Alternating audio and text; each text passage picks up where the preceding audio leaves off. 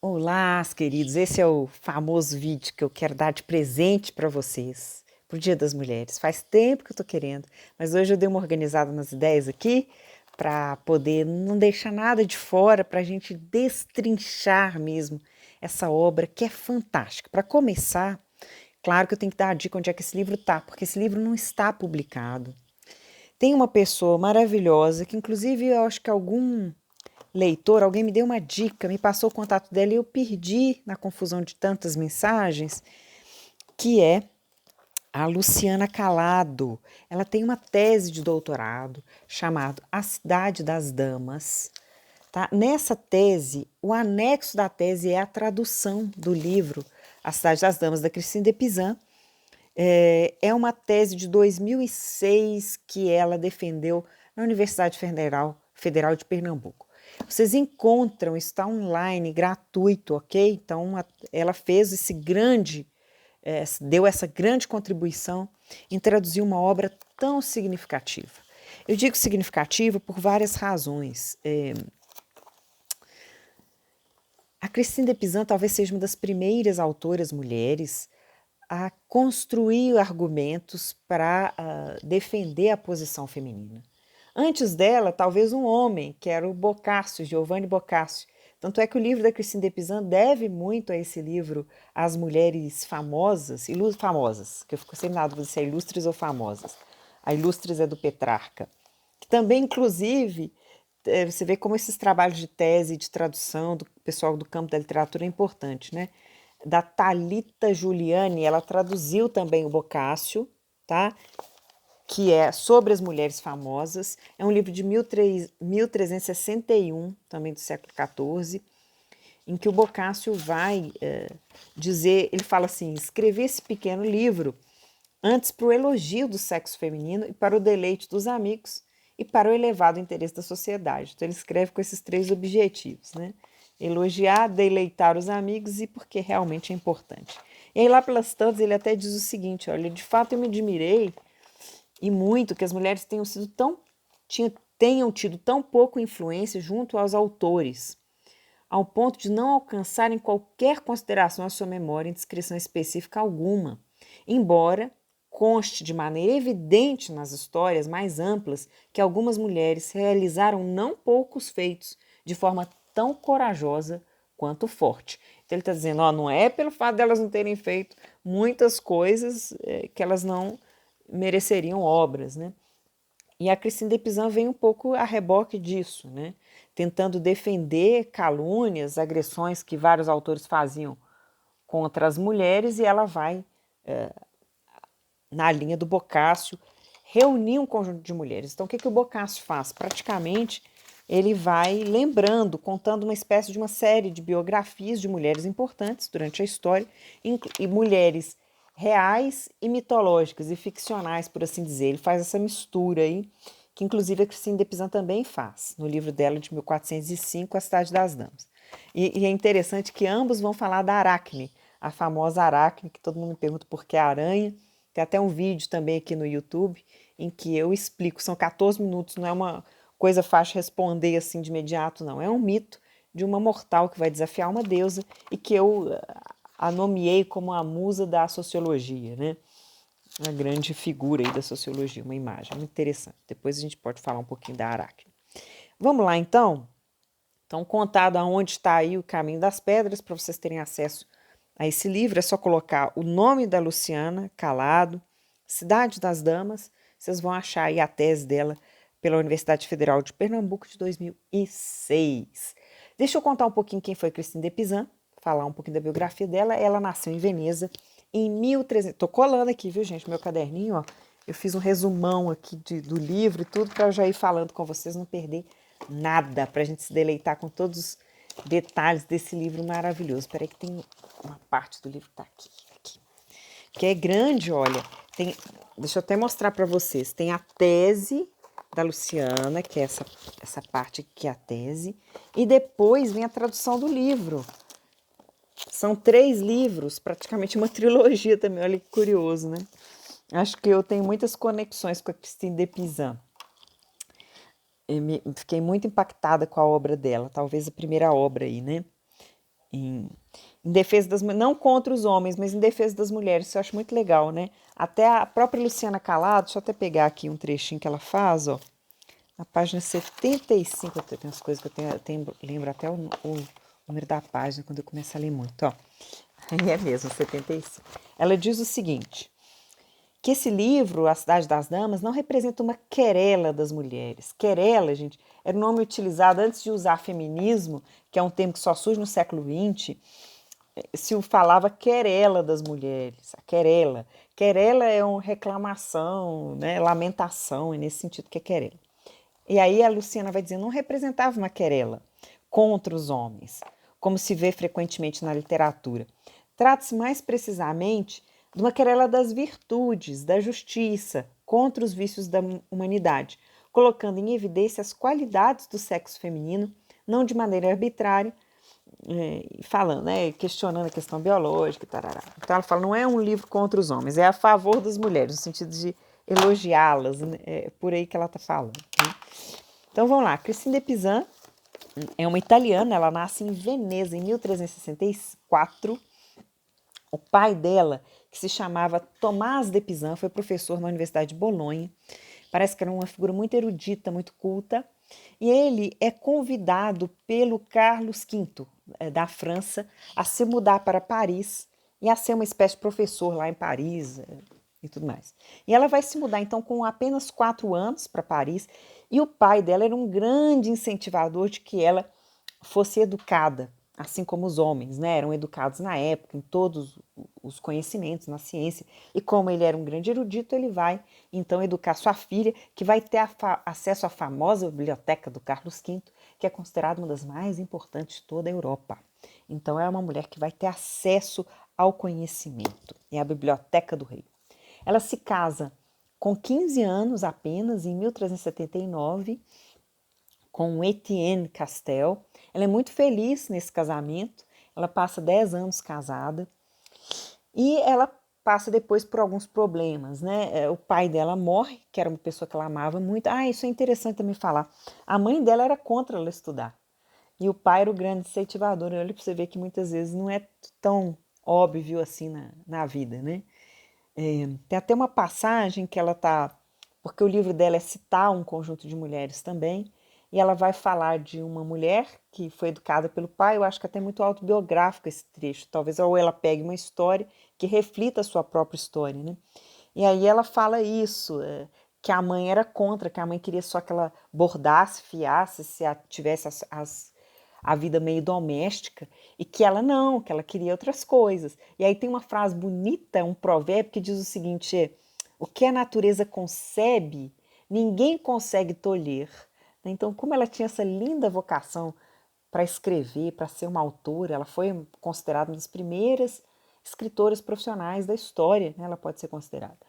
Então, a mãe, ninguém consegue impedir quando a natureza nos impele a certas coisas, né? É muito bonito.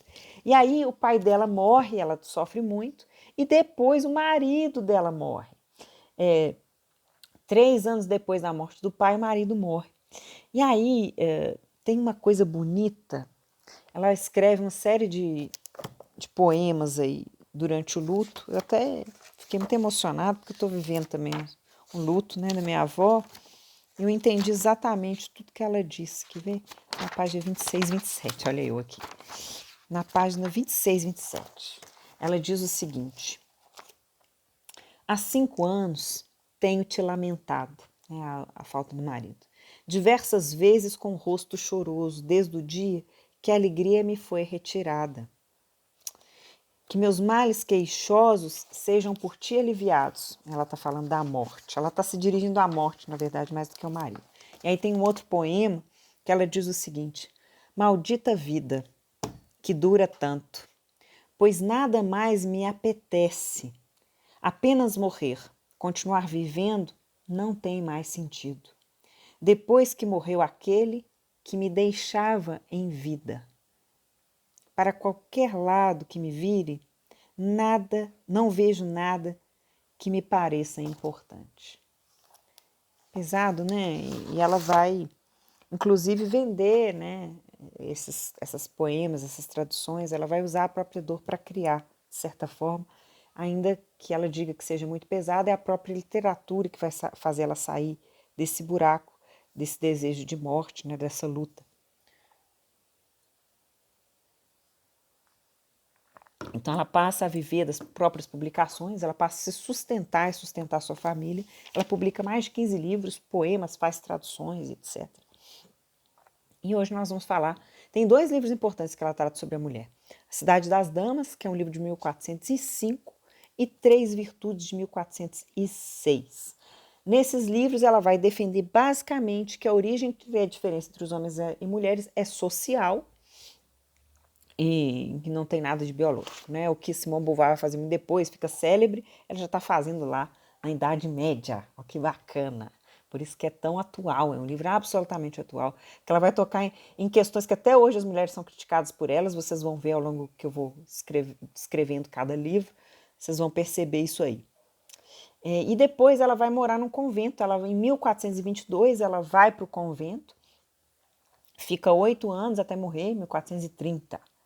E é interessante, tem até um comentário muito legal de um livro da Lucimara Leite. A Lucimara, tem até uma iluminura, essa iluminura está no livro original da Christine de Pizan. É ela em sua sala de leitura aí, lendo. Né? Essa imagem que fica da Christine de Pizan. Esse livro não é o livro da Christine de Pizan, viu, gente? Até fiz um videozinho, mostrei esse livro, alguém comprou. Eu falei, oh meu Deus, devia ter explicado, porque é uma tese falando sobre a Christine de Pizan, da Lucimara Leite, mas não é propriamente o livro da Christine, que está, como eu disse, na tese da Luciana Calado. E aí ela diz uma coisa que eu achei muito legal, ela fala assim, os conventos representavam uma alternativa de vida mais autônoma para as mulheres, pois eram elas que geriam e administravam esses conventos. Então a gente sempre pensa o convento como um lugar, uma clausura, uma tristeza danada, né?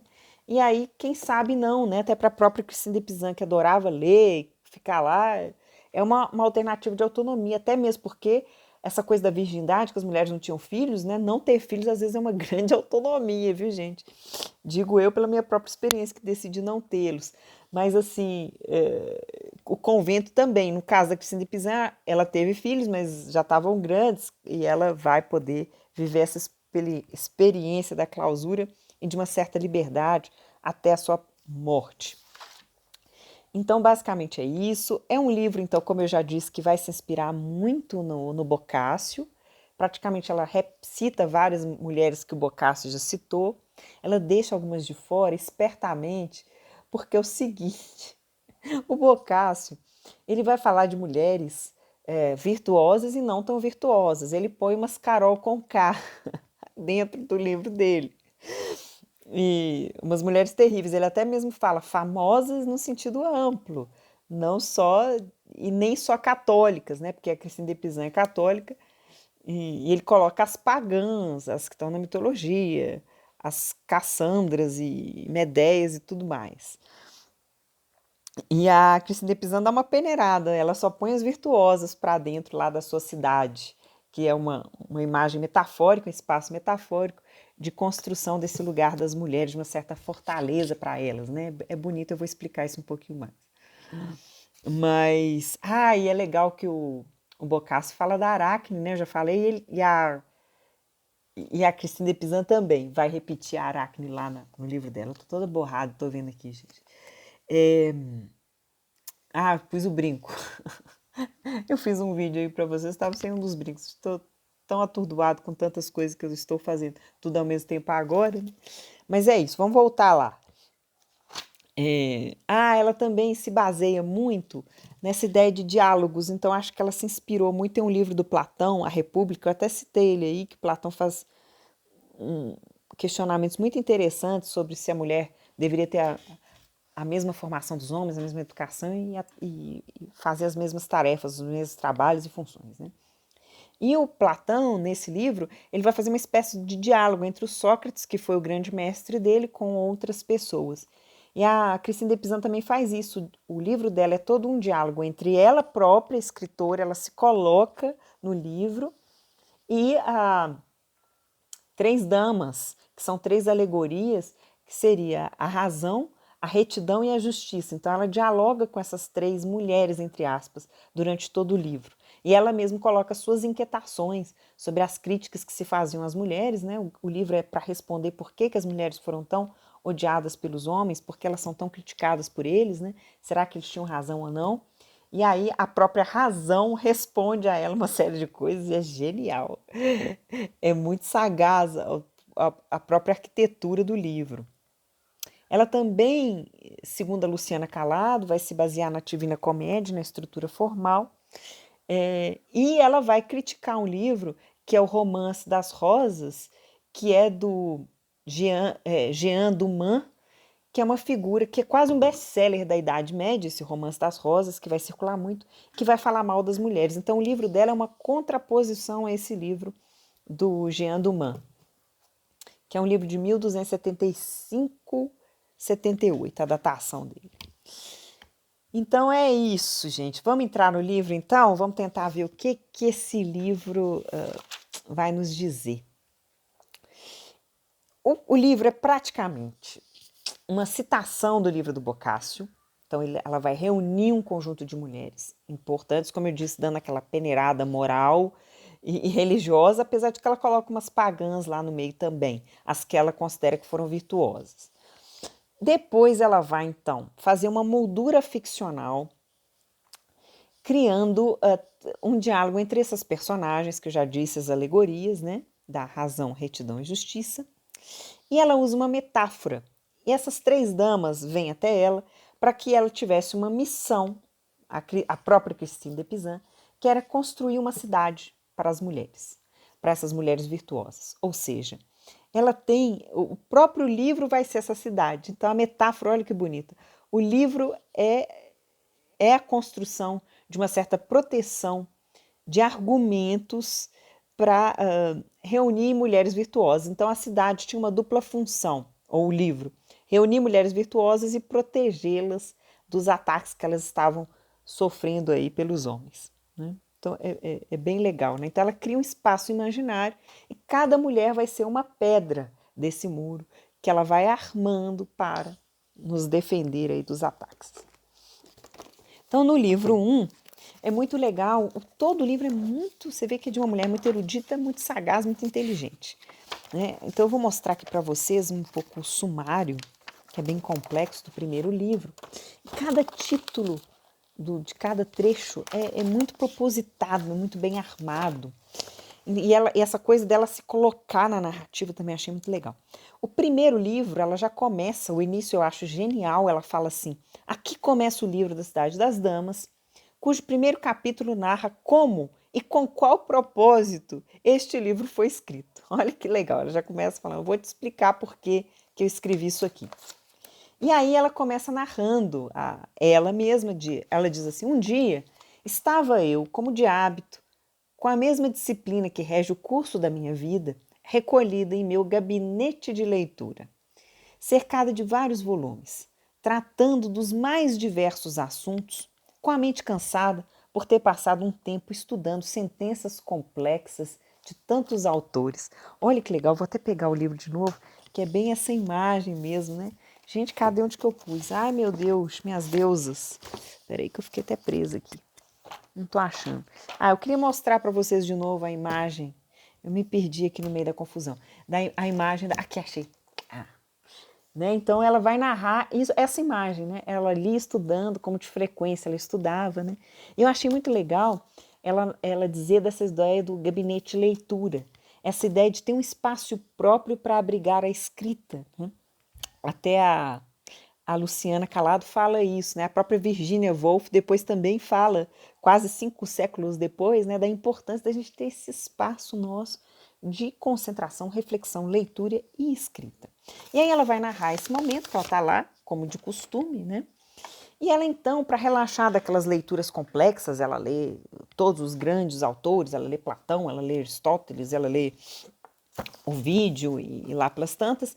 E aí ela fala: eu estava querendo ler alguma coisa mais relaxada e fui ler o Lamentação do Mateolo, que é um livro de 1274.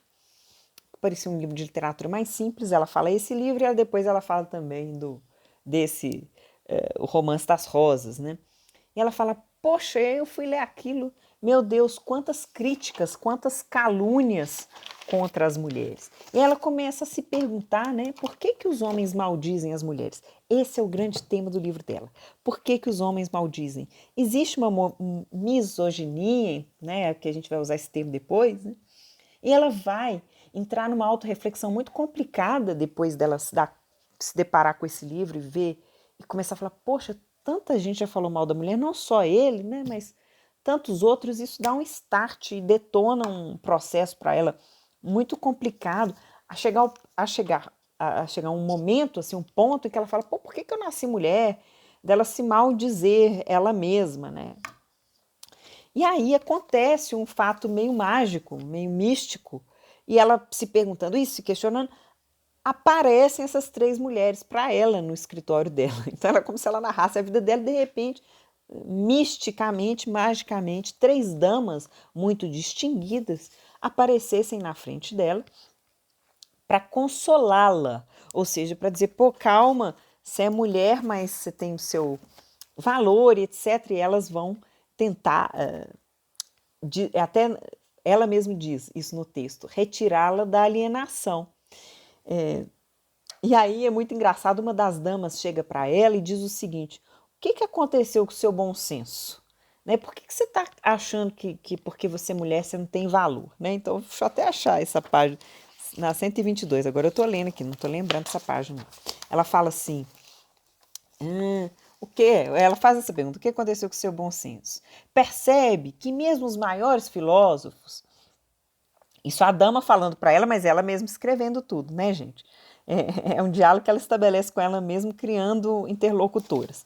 E aí a razão, que é a dama da razão, que eu acho genial, a própria razão estar falando com ela, a sua própria razão, de certa forma, diz o seguinte, percebe que mesmo os maiores filósofos, aquele que tu invocas contra o teu próprio sexo, não conseguiram distinguir o certo e o errado e se contradizem e se criticam uns aos outros sem cessar?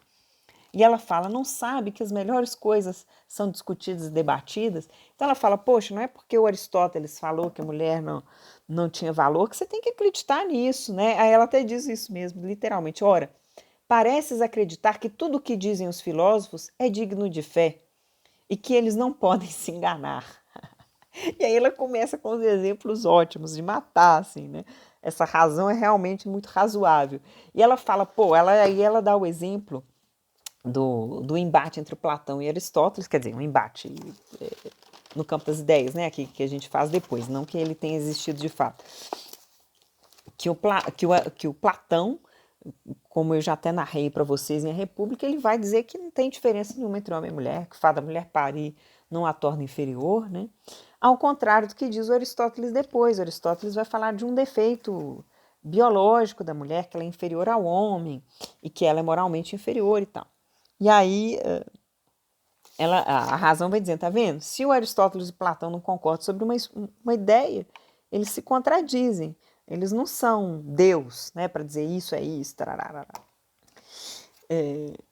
E aí a razão se apresenta, aí é muito legal. Aí tem uma parte em que, primeiro ela está conversando com as três, ela não sabe exatamente quem elas são. E aí tem um momento, então, que elas se apresentam para ela e dizem quem elas são. Né? A razão vai dizer o seguinte, ela vai aparecer segurando um espelho na mão direita e o espelho vai simbolizar uma capacidade da razão de ver a alma das pessoas, de investigar para além das aparências, né? Então a razão tem essa capacidade. E a razão vai contar qual que era a missão da Christine de Pizan, que era construir essa cidade. Então vai falar assim, ó, você vai construir a cidade e cada uma das damas ia ter um objetivo específico junto com ela e ajudá-la a construir essa cidade imagética, essa cidade imaginária, por assim dizer, né? E a razão vai dizer, eu vou te ajudar com a fundação, olha que bacana, tudo é uma metáfora, uma poesia bonita. Com a fundação, ou seja, com as bases, eu vou te dar os fundamentos ou os argumentos centrais para você defender as mulheres e vou te ajudar com os muros. Então, como se cada mulher que ela vai depois citar fosse um muro dessa cidade fechando, construindo-a. Tem até uma outra iluminura que eu acho que eu não tenho ela por aqui, que é exatamente as três ajudando ela a construir, elas com os tijolos. Ô, gente, eu tinha essa imagem. Ah, eu acho que ela tá aqui. Deixa eu ver se tá aqui, peraí.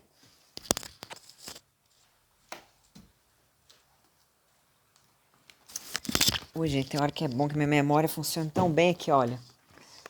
Estão vendo elas aí, ela construindo a cidade e uma das damas, eu não sei se essa é a é a razão, claro que é a razão que vai ajudá-la a construir o muro, ajudando a Christine de Pizan aí, armando aí essa grande defesa. Tá vendo? É um detalhezinho dessa iluminura um pouquinho maior que vai mostrar, é bacana essa imagem que vai mostrar o contraponto dela, que as três aparecendo para ela no gabinete de leitura e depois ela lá com a mão na massa, construindo essa cidade imaginária das mulheres. Ah, inclusive esse livro é bem legal, viu, gente? O que essas grandes pinturas dizem, né? Desvendando um pouco os mistérios, os detalhes das grandes pinturas. Tá?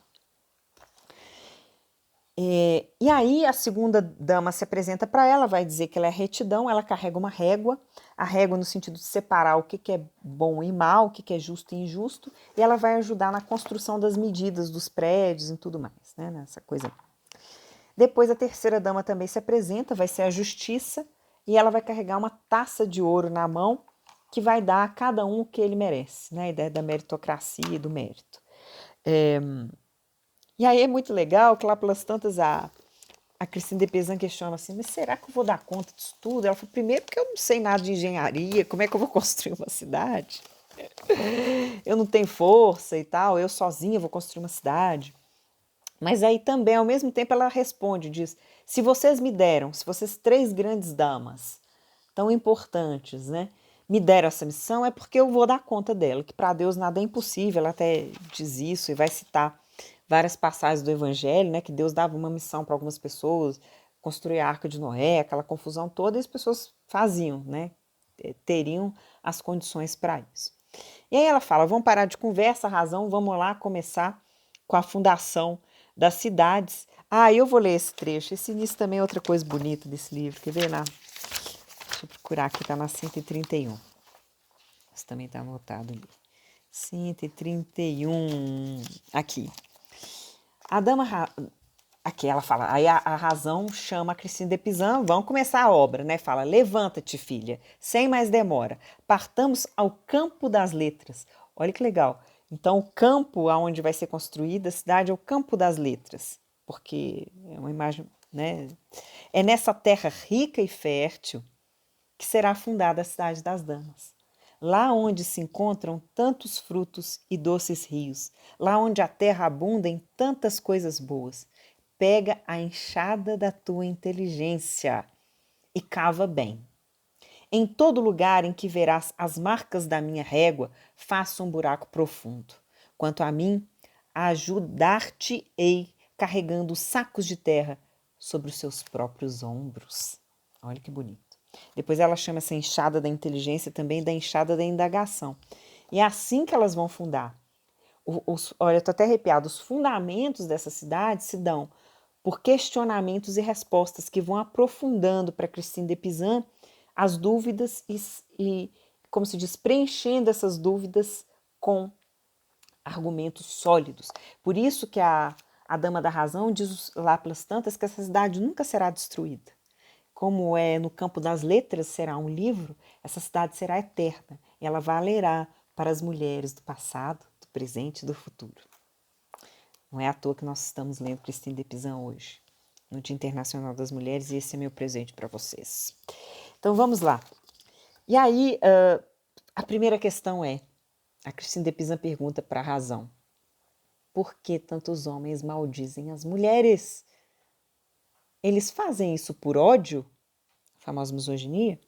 E a razão diz o seguinte, não, querida, não é só por ódio. As razões são muitas e diversas. Ela vai dizer, primeiro pode ser por inveja, que os homens veem lá que uma mulher pode superá-los.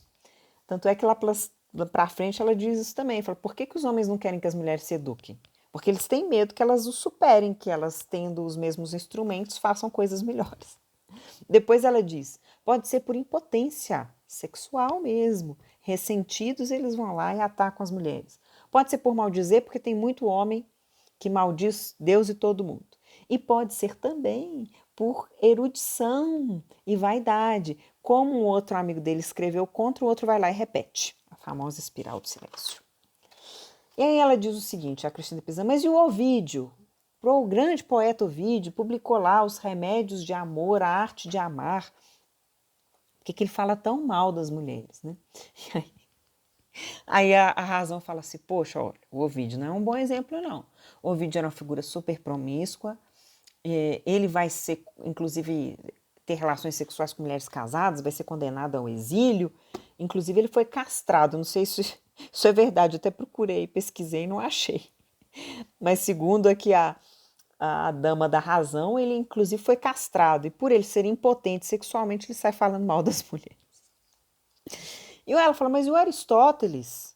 Por que o Aristóteles fala tão mal? Ele vai dizer que as mulheres têm uns defeitos nas funções corpóreas, que elas não entregam a alma, que quem dá a alma ela só um mero receptáculo, e são, como se diz, barrigas de aluguel, e quem dá a alma é o homem através do esperma.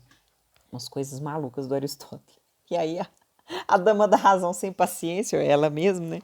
A própria Cristina Pizan vai dizer o seguinte, essa eu vou até ler, que é muito engraçado. Gente, eu ri demais lendo esse livro, porque chega a ser divertido, né? Tanta inteligência, tanta ironia juntas, assim.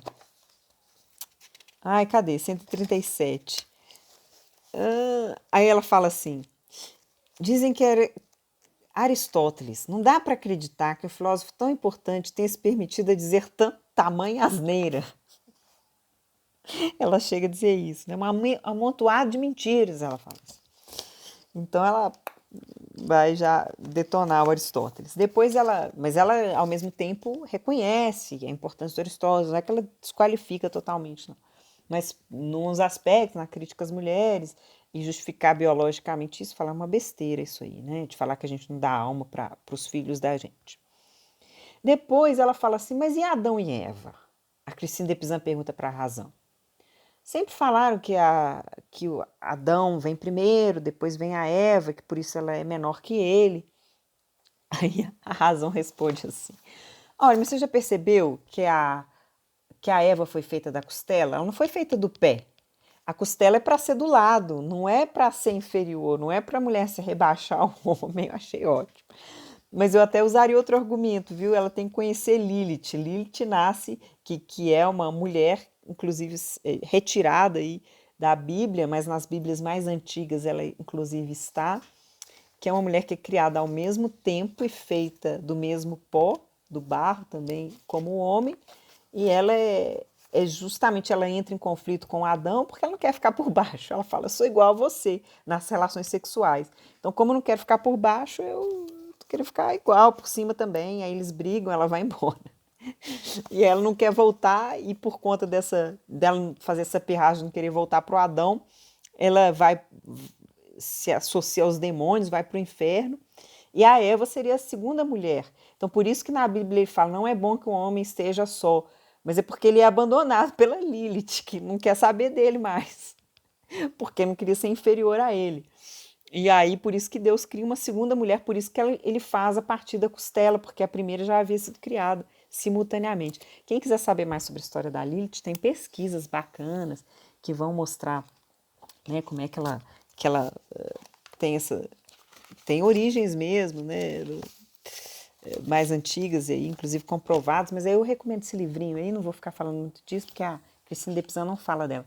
Valéria Fabrício Pires, tem um livro que ela vai contar aí como que ela vai estar em uma série das Bíblias mais antigas e como que ela é deliberadamente retirada, né, para exatamente a igreja colocar a mulher como inferior, né? Mas tem essa... Inclusive o Anticristo, o filme, famoso filme, que eu acabei não podendo discutir ele muito com o Karnal na nossa entrevista, para mim ele está falando da Lilith, ele não está falando da Eva naquele momento lá, no filme. Mas aí é assunto para outra conversa, outro vídeo. Senão esse aqui a gente já tem conversa demais. Depois ela fala, mas e o Cícero, o grande Cícero, que é o grande orador, ele também vai falar que homem nenhum deveria servir uma mulher, porque as mulheres são menos nobres do que os homens. Ele vai dizer o seguinte: meu Deus, não, a razão vai dizer de jeito nenhum. E ela, olha a resposta da razão contra o Cícero. Ela diz o seguinte: maior é aquele ou aquela, olha, o homem ou a mulher não interessa, que tem mais méritos. Não é por ser homem ou por ser mulher. Há homens que podem ser melhores, mulheres que podem ser melhores, ou não. A excelência ou a inferioridade das pessoas não reside no sexo de seus corpos, mas na perfeição de seus costumes e virtudes. Olha que legal. Sem mais. Aí ela fala, mas e Catão? Catão vai dizer que se não existissem mulheres, os homens poderiam conversar diretamente com Deus, porque as mulheres são pecadores e isso impede. E os homens, por estarem atraídos pelas mulheres, estão, então, impedidos de serem santos e conversarem com Deus.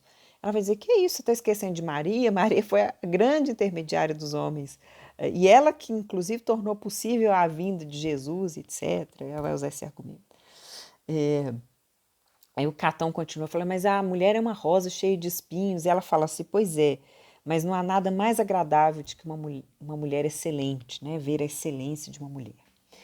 Depois, também, a Cristina de Pizan fala assim, mas questionam muito a vaidade feminina, que as mulheres são muito vaidosas. E ela é muito bonita essa parte, tem 2 trechos em que ela defende essa questão da vaidade feminina. E ela vai dizer o seguinte, olha, não há nada contra a vaidade feminina. A vaidade feminina é muito bonita, inclusive, as mulheres buscarem elegância, buscarem a beleza. Ela não pode usar isso como meio de sedução e muitas vezes não usa. Ela não está fazendo isso para os outros, ela faz para o próprio aprimoramento e até por uma questão de higiene. Ela chega a dizer isso. Aí só pergunta e resposta, viu, gente? Aí ela fala assim, mas a Cristina de Pizan questiona para a razão. Mas o fato da mulher ser acusada de ter um caráter fraco e se assemelhar às crianças. E aí a razão lembra do Evangelho. No Evangelho, próprio Jesus fala que a gente tem que ser pequeno e humilde como as crianças para que nós sejamos exaltados, né? Então, essa mulher tem resposta para tudo, gente. Aí tem um provérbio, ela fala assim, não, mas tem um provérbio também que critica muito as mulheres, que vai dizer o seguinte, Deus criou a mulher para chorar, falar e fiar. É um provérbio latino. E aí a razão fala assim, ok, qual que é o problema? São 3 virtudes, eu não vejo 3 problemas. Então ela gira a chave do argumento, que eu adoro também quando giram chaves assim, né? E vai ver aquilo que o provérbio supostamente está fazendo para denegrir, ela vai fazer um grande elogio. Primeiro, chorar, ela vai lembrar, olha, chorar pode ser uma bela forma de convencimento. Maria Madalena fez com que Jesus fizesse a ressurreição, né, criasse a vida novamente para Lázaro, que era o irmão de Maria Madalena, porque ela chorou. E Jesus se convenceu com o choro daquela mulher e por conta disso Lázaro ressuscitou. Aí ela vai também lembrar que Santo Agostinho foi convertido pelas lágrimas da mãe, que era Marta, se não me engano, né? Depois ela diz o seguinte, e falar, que bom, né? Como se fosse essa coisa de falar, que as mulheres são histéricas, tarará. Ele fala assim, não, a razão, responde a Cristina Pizan, Deus deu à mulher as palavras, as mulheres têm o dom da palavra, olha que bonito. E aí ela vai lembrar de novo de Maria Madalena, inclusive eu incluí esse trecho agora na 3ª edição, viu?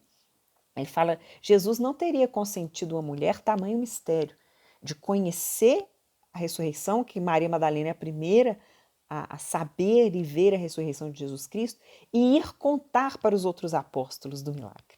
Então, Deus não teria consentido uma mulher o poder da fala, né? E aí também tem toda uma tradição que diz que Maria Madalena, tem até uma tese muito legal, eu vou esquecer o nome da autora agora. Tá na minha tese, eu cito ela lá. Vou tentar lembrar, que depois eu até olho.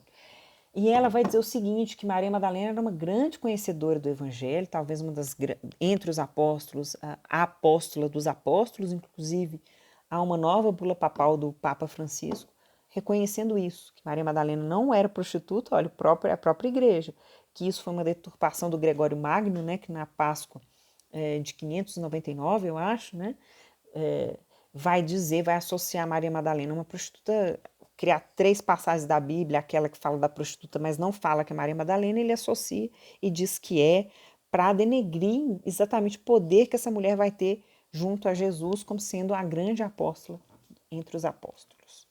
Depois, eu trato isso lá no meu livro 2, viu, gente? Falo bastante da Maria Madalena e da importância que ela teve. Depois ele vai dizer do fiar, né? É a razão. Fala que é uma grande vocação, que é um trabalho necessário, que é um serviço divino. E fala, poxa, é um absurdo eles criticarem a mulher por aquilo que eles deviam, que elas deviam ser reconhecidas, serem honradas. Né? Não sem razão, a Aracne é a grande fiadora. E fiar não no sentido só físico mesmo, né, das mulheres que tecem, mas narrar as histórias, né, e fiando a vida, assim, é muito bonito. Aí depois a Christine de Pizan pergunta assim, tá, tudo bem, mas por que as mulheres não são juízas? Se elas têm tanto bom senso, são mulheres tão capazes. E aí a razão fala assim, só porque socialmente não se dá o direito para que as mulheres julguem, né?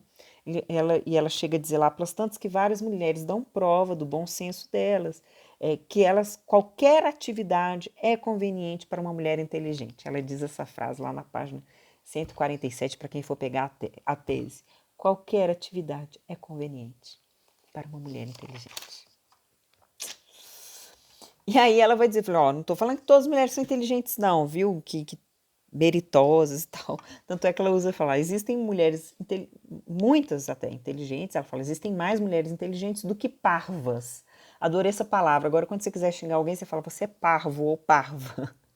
Parvo é burro, é tolo, é nesse sentido, né? Depois a Christine de Pizan, ok, ela vai passando por todas as grandes questões. Ela fala assim, tá, mas muitos autores, homens, dizem que o corpo da mulher é fraco e que por isso elas são menos inteligentes. Aí a razão diz assim para ela, não tem nada a ver uma coisa com a outra. Não tem relação nenhuma entre força e virtude. E aí ela fala, por exemplo, o Aristóteles era fraco fisicamente. Ele era deformado, ele tinha um olho aqui, o outro aqui. Ao mesmo tempo, ele foi inteligente, foi considerado um homem inteligente. O próprio imperador Alessandro, ele era pequenininho, fraquinho e feio, mas ele era corajoso, ela vai dizer. Então, e ela fala, também tem mulheres fortes, mais fortes que alguns homens, inclusive fisicamente. Então, tudo é um pouco relativo, ela vai relativizar. E tanto é que ela começa relativizando, lembrando, começando a construir a sua cidade, a primeira pedra da cidade, ou a primeira mulher que ela começa a citar, é a famosa Semíramis, que há dúvidas da existência real dela, ela é citada em várias passagens, né? E ela é quase, entre aspas, a Alexandre o Grande da Antiguidade. Ela vai conquistar quase todo o Oriente, ela reinou na Pérsia, na Ásia, no Egito, é uma mulher lendária mesmo. Depois ela vai falar das Amazonas, a outra pedra são as próprias Amazonas, a Zenóbia, que foi uma mulher real, a rainha da Síria, que conquista também boa parte, ela é de 2 a.C., o esposo é assassinado, ela luta junto com o esposo, ele é assassinado, e aí ela se torna imperadora. Ela era uma mulher muito erudita, segundo a Dama da Razão, sabia latim, grego, filosofia. Depois ela vai lembrar também, começa com os exemplos das mulheres. A Artemísia, também, que era uma rainha da Ásia Menor, 5 a.C., era arte na cavalaria, sabia cavalgar, para dizer que as mulheres não eram tão fraquinhas assim. Né, as próprias Amazonas. E aí vai lembrar da Fedegunda, esse nome é feio, né? Rainha da França, do 597, que era cruel, uma mulher extremamente cruel, estrategista de guerra. Ela vai camuflar os soldados como uma floresta, eles vão se arrastando ali na floresta e chegam perto dos inimigos, surpreendem eles. Ela tinha estratégias de guerras geniais. E aí continuam as indagações, né, a fundação dos argumentos, E ela fala o seguinte, tá bom, mas por que não há mulheres na ciência? Por que elas não estão o que ela vai chamar das altas ciências? E a dama da razão vai dizer o seguinte, simplesmente porque elas não são treinadas para isso. Elas não têm a mesma educação. Deixa eu ler para vocês, está na página 176, deixa eu ver se é isso mesmo, 76. 176, que isso aqui tá legal. Olha, se fosse um hábito mandar as meninas à escola e de ensiná-las as ciências como fazem com os meninos, elas aprenderiam e compreenderiam as sutilezas de todas as artes e de todas as ciências tão perfeitamente quanto eles. Olha que legal. E ela fala, sem dúvida, é por elas não experimentarem coisas diferentes, limitando-as às suas ocupações domésticas, ficando em casa. E não há nada mais estimulante para um ser dotado de inteligência do que uma experiência rica e variada. Sem mais, outra vez. Que loucura essa mulher, eu adoro. E aí ela vai começar a citar mulheres na história que foram participaram da ciência. Ela fala da Cornifícia, que é de 85 a.C., ela também é citada pelo Boccaccio, foi poeta e filósofa, e ela vai defender lá na 178, que a mulher, que a educação deve ser acessível às mulheres, ela diz isso claramente. Deixa eu abrir aqui o 78 aqui, ó.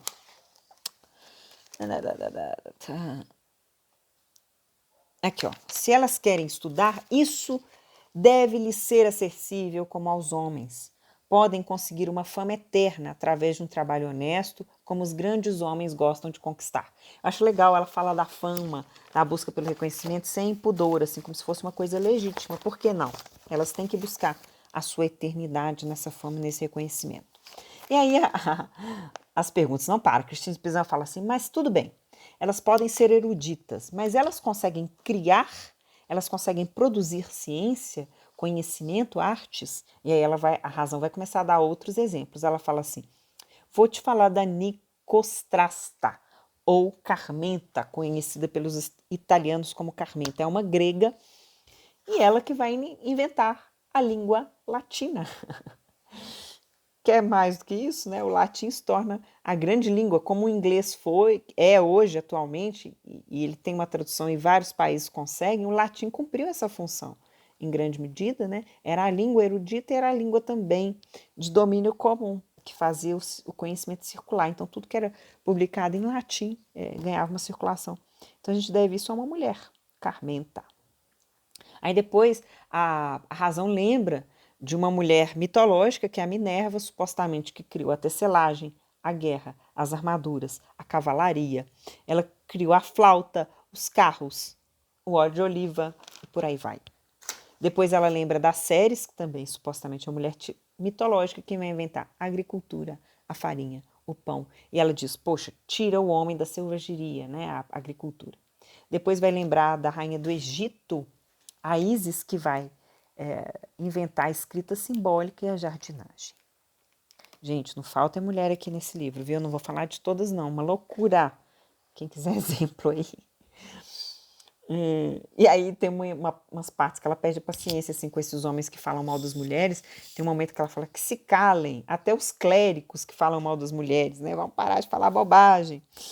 Ela começa a se revoltar à medida de que... É muito engraçado o livro, que à medida que Cristina de Pizan passa a ter um diálogo com a razão e ela vai dando argumentos, vai rebatendo, vai mostrando as calúnias, os falsos argumentos dos homens, quanto era frágil o ataque às mulheres, aquela mulher que começa se questionando por que ela é mulher vai começar a se sentir empoderada, por assim dizer, e vai ficar até meio brava assim, com esses homens, não com todos, né?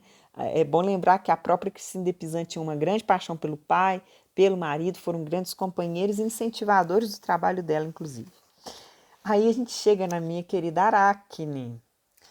Apesar de que a leitura eu não acho tão legal, nem a que o Boccaccio faz, nem a que como se diz, a moral da história eu não gosto, não. Mas ela vai falar que a Aracne também foi uma inventora, de certa forma, porque ela vai criar a técnica da tecelagem, de tingir a lã de cultivar o linho e de criar redes. Olha que metáfora bonita. A aracne é aquela que cria as redes pela primeira vez. E ela fala de redes mesmo como armadilhas, a rede para pescar, a rede para pegar pássaros, né? Então, mas a gente pode pensar da aracne como a primeira criadora de redes no sentido mais amplo, né? Das redes sociais, das redes em geral, né? Das conexões. E ir bordando essas histórias. Depois ela vai lembrar também de pintoras, que são grandes criadoras, a Tâmara, acho que é assim, Irene e da Márcia. E aí ela fala lá pelas tantas, se nós pesquisarmos, acharemos muitas mulheres geniais. Está na página 197. Falta só reconhecer e dar visibilidade a elas, que é um pouco o que o Boccaccio estava falando. Por que não publicaram muitos livros sobre as mulheres, né? Que elas existem, que ai, e muitas. Só faltou mesmo escreverem mais livros sobre elas, destacarem, tarará. Ela fala da Sinfrônia, uma mulher muito eloquente que conseguia convencer a todos. E tá, aí ela, vamos lá, deixa eu seguir aqui que ele não acaba mais. Ah, tem uma parte ótima, que ela fala assim, os homens vão destacar muitos os defeitos das mulheres, e como as mulheres não tiveram oportunidade de publicar os livros para se defender, talvez o da Christine de Pizan seja um dos primeiros, Boccaccio antes, né? Ela fala assim, quem acusa um ausente tem a causa ganha. Posso assegurar-te que não foram as mulheres que escreveram tais livros. Então, também da importância de se autorrepresentar, né? Ainda que isso não seja garantia de nada, né? Mas aqui sim, nesse caso, né, as mulheres elas estão se defendendo. Que mais? Ah, tem umas curiosidades, tem uma Artemísia, que foi a rainha de Cária, que era mulher do rei Mausoléu, e quando o marido morre, ela manda construir uma escultura de 45 metros de altura para ele, que foi considerada entre as 7 maravilhas do mundo. Dizem que ela não existe mais por causa dos terremotos e tal. Ela caiu, foi construída em 321 a.C. E aí, por isso que a gente fala mausoléu nos cemitérios, é por isso.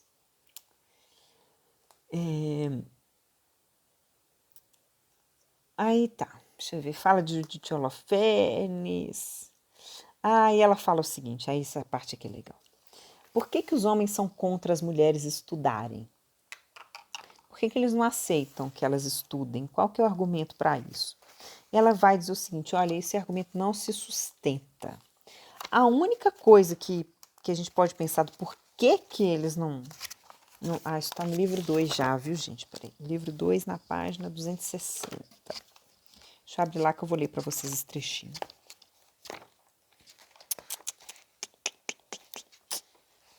Aqui.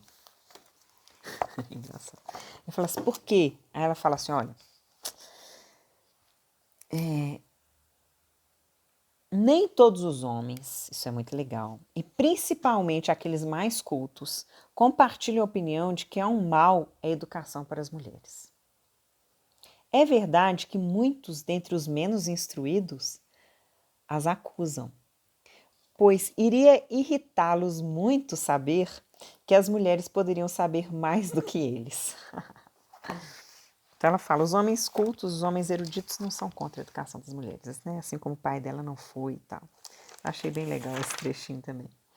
E aí ela fala assim, tá bom.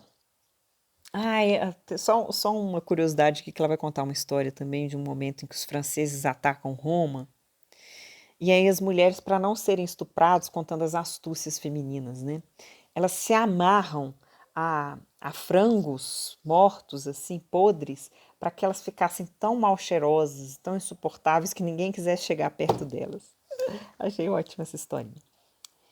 Depois, ela vai falar o seguinte sobre a inconstância das mulheres. Ela vai dizer assim, poxa, mas dizem que acusam as mulheres muito de serem temperamentais, de lua, inconstantes, tá. Aí a razão fala o seguinte, até ri demais.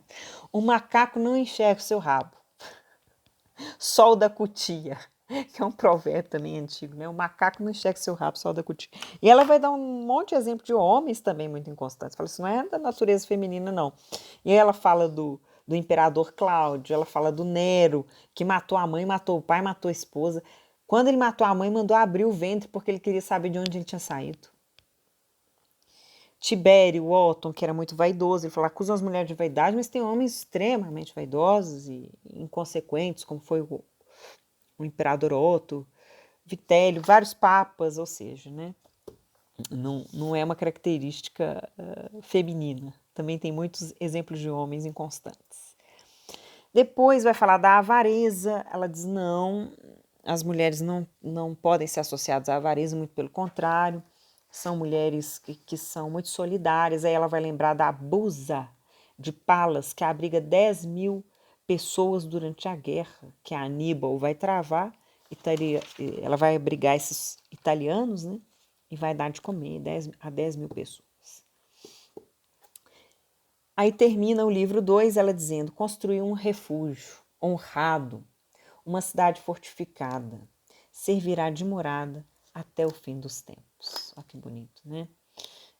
Então, esse refúgio são esses argumentos de defesa e por isso até o fim dos tempos, porque é um livro que vai circular e supostamente ser eterno. Então, nós estamos aqui contribuindo para que ele continue eterno e atinja as mulheres do presente.